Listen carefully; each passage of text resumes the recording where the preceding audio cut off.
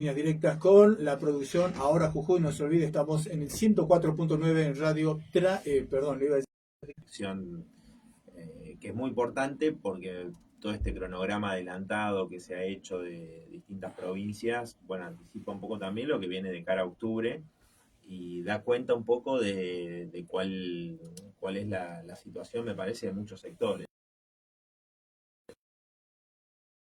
Eso creo que se va a reflejar el domingo en una elección muy importante, que ante toda la situación que hoy se está viviendo de motosierra sobre los derechos de los trabajadores, sobre los salarios, sobre las jubilaciones, creo que va a ser un espaldarazo también para toda esa gente que la está peleando, que se organiza, que sale a la calle, que reclama lo que le corresponde, ¿no? Porque imagínate que nosotros, bueno, el otro día, hace 2 semanas, 3 semanas, Alejandro recibió un ataque también ahí en el Congreso, en las afueras del Congreso, donde acompañamos todos los miércoles a los jubilados y la policía le tiró gas pimienta a los ojos, por suerte le afectó mucho, pero ya está mejor. Y ahí vos ves, ¿no? Cómo puede ser que 350.000 pesos la jubilación mínima con el bono, y encima vas a hacer una ronda, porque la verdad que es una ronda que dura media hora al Congreso, y para evitar esa ronda, que solamente los cuidados muestran carteles cuando el semáforo está en rojo, cuando pasa en verde se corren, van a la otra esquina, dejan pasar los autos. Bueno, para evitar esa ronda ponen 500 efectivos de prefectura, gendarmería, policía federal, golpeando a la gente cuando pisa una calle. La verdad que es una vergüenza, más teniendo en cuenta lo que se había prometido en campaña, ¿no? Entonces yo creo que un poco lo que estamos viendo es que el que no votó a Milei está confirmando o ha confirmado en este casi año y medio todas las presunciones que tenía de lo que venía a hacer Milei en el gobierno, ¿no? Y que era mentira que iba a ajustar a la casta, sino que iba a ajustar al pueblo trabajador y beneficiar a los mismos de siempre. Y después el sector que lo acompañó, porque yo creo que hay mucha gente que lo acompañó no como un cheque en blanco, ¿no? Sino como decir, bueno, vamos a darle crédito a alguien nuevo. A ver, dice que va a bajar la inflación, dice que la motosierra va a ir contra la casta, los que gobernaron antes, bueno, trajeron hasta acá, están viendo decir, bueno, pero esto al final no es como se dijo en la campaña, ¿no? Entonces el laburante que con bronca quizás lo votó y más, bueno, está viendo esto y yo creo que vamos a ver un acompañamiento importante del Frente de Izquierda en una elección difícil porque tenés colectoras de los partidos tradicionales, difícil el tema, lo hablábamos recién, tema medios, ¿no? De tener un acceso pluralista, democrático, ¿no? Más allá de este espacio que agradecemos, digo, hay muchos espacios de medios masivos de comunicación en los cuales la izquierda siempre está vedada, ¿no? O otras fuerzas políticas, no necesariamente la nuestra solamente, pero me parece que ahí también está la virtud de una campaña pulmón hecha desde abajo con el esfuerzo de cientos, miles de laburantes, de jóvenes acá en la provincia, que esperamos, como te digo, un espaldarazo, no solo para tener más legisladores y hacer más fuerza dentro de los recintos, en los consejos deliberantes, sino también en la calle, ¿no? Vos sabés que hay temas sensibles que para no, yo los apunté acá para consultarte. Tenemos temas, por ejemplo, pobreza, desempleo, recién hablábamos de las jubilaciones, bueno, se terminó la moratoria, qué es lo que va a pasar con la educación, qué es lo que va a pasar con las futuras reformas que han pedido, ¿no? A cara descubierta del Fondo Monetario, que están pidiendo justamente reforma previsional, laboral, para después de las elecciones. Bueno, ¿cómo se va a plantar la izquierda en ese sentido? Bueno, mira, recién vengo de charlar en la carpa con los docentes de ADEP que reclaman que le reconozcan la conducción de un sindicato, que después de la gran pelea que se dio contra la reforma constitucional aquí en el 2023, se armó todo un sector de trabajadores de la educación que dieron esa gran lucha, ganaron el sindicato y no se lo reconocen. Y estuvimos comentando este tema de las jubilaciones, ¿no? Por un lado, una compañera comentaba la situación angustiante, terrible que vive, por ejemplo, en su barrio, donde fallecieron 3 jubilados en el último tiempo porque ya no tenían dinero para comprar los remedios. Al mismo tiempo, lo cual digo, es algo brutal, se naturaliza ya, se naturaliza que 350.000 pesos cuando trabajaste toda una vida, y la verdad, eso es inaceptable.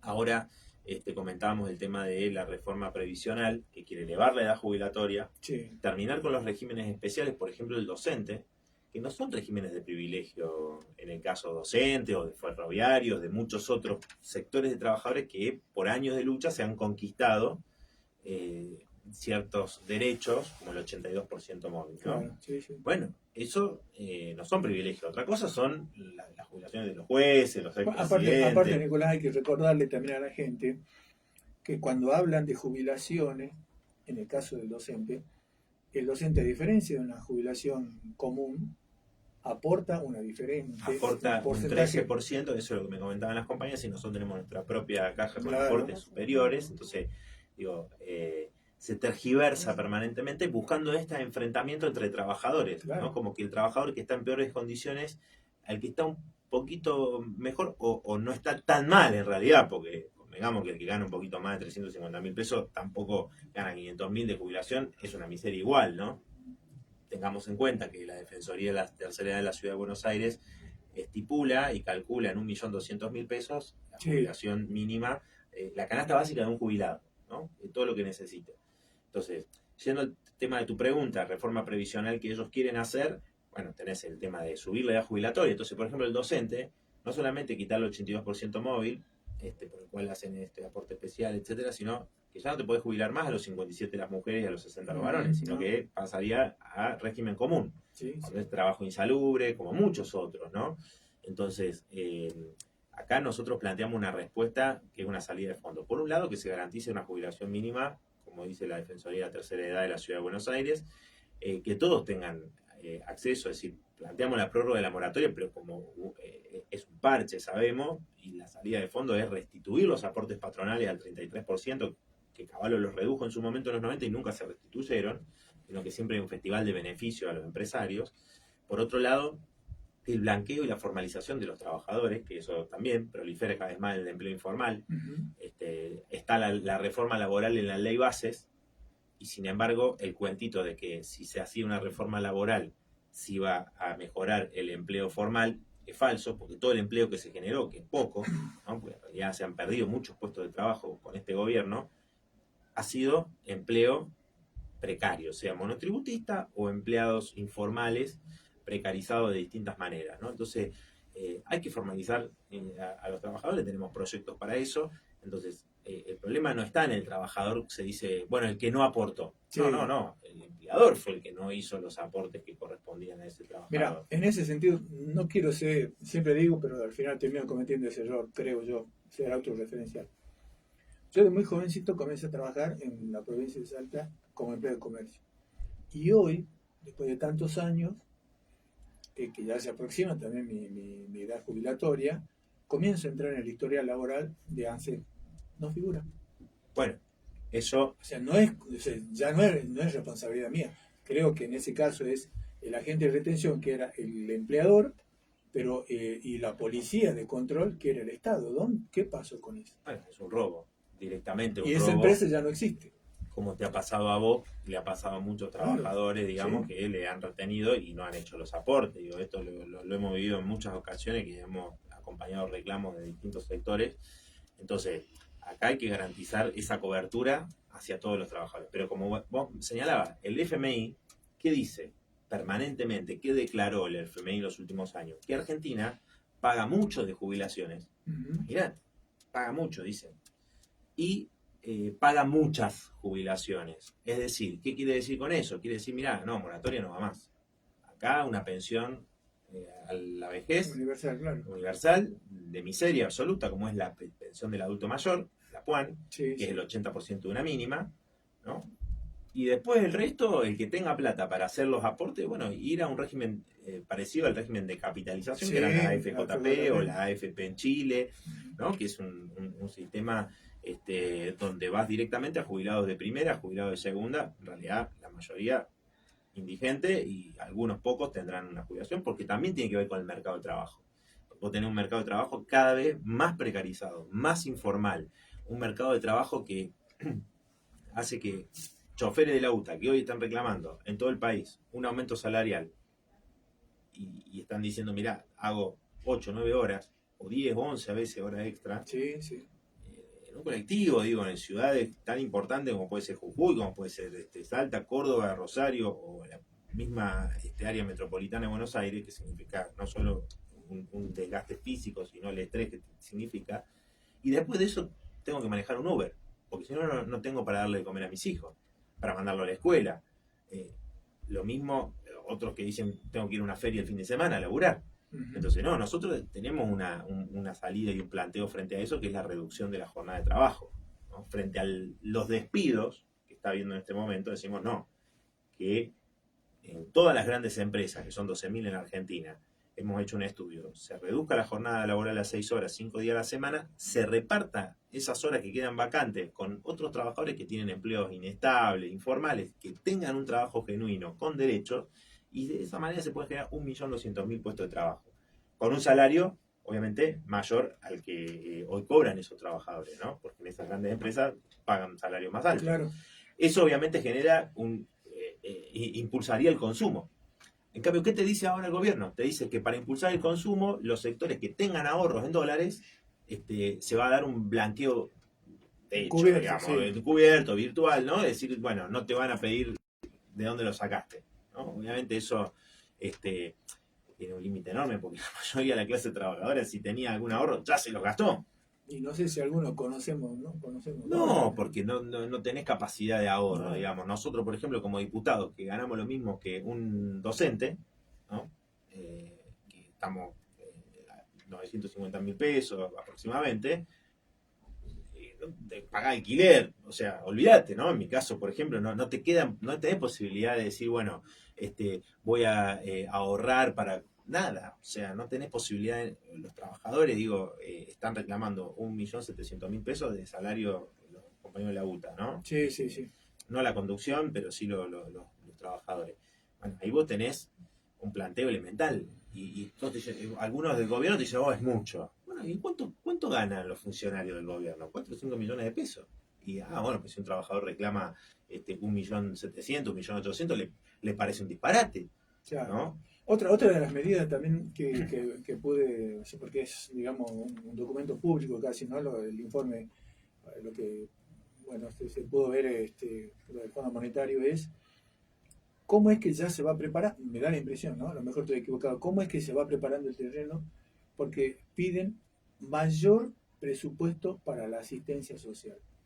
Que están esperando que se sumen más pobres a la Argentina con estas medidas. Claro, es que esa es una política inclusive de los organismos de crédito internacionales como el FMI y el Banco Mundial, que es aplicar duras reformas laborales, quitar derechos a los trabajadores, una rebaja de salarios y demás, y después asistencia social a la gran mayoría que queda en situación de indigencia, digamos, Sí, ¿no? sí. Entonces, ellos están prefigurando una Argentina aún más precaria en la vida de las mayorías trabajadoras, digamos, ¿no? Por eso, cuando Milei festeja la motosierra en la obra pública, esos son menos viviendas, son menos infraestructuras, son menos empleo, ¿no? Es festejar la decadencia absoluta porque, a ver, obviamente que el privado, como ellos dicen, no invierte en lo que no le da ganancia, ¿no? Claro. Entonces, entonces planificar la construcción de vivienda, porque vos tenés que planificar. Vos sabés que planificar la construcción de viviendas es muchísimo más barato, digamos, que urbanizar barrios populares, donde la gente construye como puede y cuando puede. Uh-huh. Y obviamente es dificilísimo porque es anárquica, digamos, esa construcción. Sí, sí. Cuando vos planificás, decís, bueno, ¿cuántas son las viviendas que hacen falta en la Argentina? Y bueno, alrededor de 4 millones de familias tienen serios problemas habitacionales. Viviendas de cero hay que construir aproximadamente 1.400.000. Otras quizás refaccionarlas. Bueno, tenés que hacer un plan. No, ¿ellos qué hacen? El plan es cómo pagamos la deuda. O sea, que se la lleven los de la timba, los especuladores financieros, que esos sean los que se lleven la plata, ¿no? ¿Cómo le vamos a dar beneficio? ¿Cuál es el beneficio de este esquema económico? Bueno, el esquema económico beneficia al que trae dólares del extranjero, los pasa a pesos, lo pone en algún tipo de algún instrumento financiero, sea un bono, Sí. lo que fuese, logra un interés que le permite llevarse más dólares de lo que trajo, pero cuando se lleva esos dólares te deja el derrumbe con devaluaciones, ¿no? Que lo vemos permanentemente, ¿no? Se terminó la bicicleta financiera, ¿qué es esto? Y eso tiene un retorno, es decir, una ganancia de 40% anual tuvieron, con Caputo ahora, ¿no? Ujú. En este gobierno. Entonces, no es muy difícil saber quién gana con este esquema. Claro. Y con un esquema de devaluación, que es lo que piden otros sectores, por ejemplo, las grandes patronales del campo, etcétera, te piden devaluación. Bueno, pero también es para que gane otro sector de la gran patronal más de lo que ya ganaron. Entonces, ¿cuándo? ¿Y el trabajador? Entonces, nosotros planteamos un esquema donde todos los recursos del país estén en función de las necesidades sociales, ¿no? Entonces, obviamente, queremos una moneda fuerte, pero la moneda fuerte es para que el trabajador, el jubilado, tenga un salario que no se le lo devore la inflación. O las pymes, ¿no? O las pequeñas, Son, claro. Entonces, por ejemplo, a veces nos dicen, bueno, las pymes, mirá, si se planteara esto que nosotros decimos, creación de 1.200.000 puestos de trabajo, muchas de esas pymes que te dicen, hoy no puedo pagar un salario como el que debería pagar, bueno, habría un consumo mayor por el cual se podrían pagar salarios mucho mayores a lo que se pagan hoy. Porque vos reactivás el consumo. Si haces un plan de obra pública, como el que nosotros estamos planteando, Sí. bueno, ahora te va a decir, no, bueno, pero no hay recursos. Sí hay recursos. Y el que no, a ver, los que no puedan sostener esto, bueno, esa fábrica tiene que ser puesta, estatizada bajo gestión de los propios trabajadores, ¿no? O sea, tenemos que terminar con esto de que siempre el que paga los platos rotos de las crisis son los laburantes, ¿no? Entonces me parece que esta elección, creo, de Jujuy, como la que vamos a ver el 18 en la ciudad de Buenos Aires, etcétera, bueno, van prefigurando un escenario, pero que no está desligado de estas luchas, de estas peleas que se están dando y de un gobierno que tiene un pulmotor puesto por el FMI, ¿no? Volvamos a lo que vos mencionabas.